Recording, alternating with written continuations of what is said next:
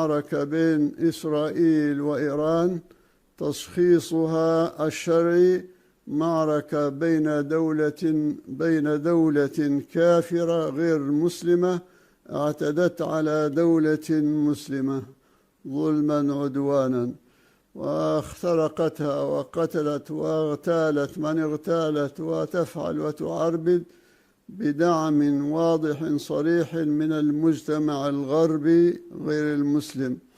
تعاونوا وتمالؤوا على إيران. لماذا؟ لأنها دولة مسلمة، لأن المعركة بين مسلمين وغير مسلمين.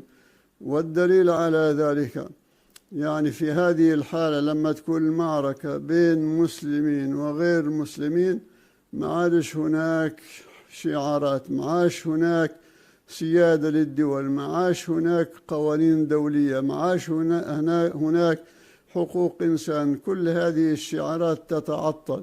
كل هذه الشعارات في مجلس الأمن والأمم المتحدة كلها تختفي، لا وجود. هل سمعتم إدانة؟ بل بالعكس، كل الدول الغربية تحرض على إيران لأنها مسلمة فقط، ليس هناك أي شيء آخر.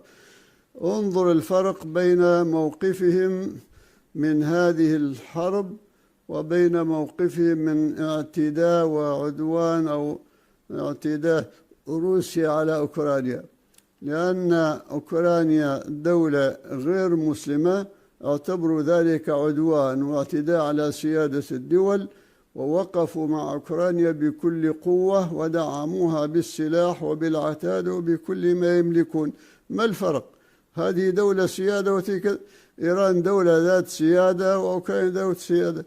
لماذا عندما اعتدي على أوكرانيا يعني صارت الاجتماعات والأمم المتحدة ومجلس الأمن والتنديد ودعم الطرف المعتدى عليه، وقالوا هاي دولة ذات سيادة واعتدي عليها.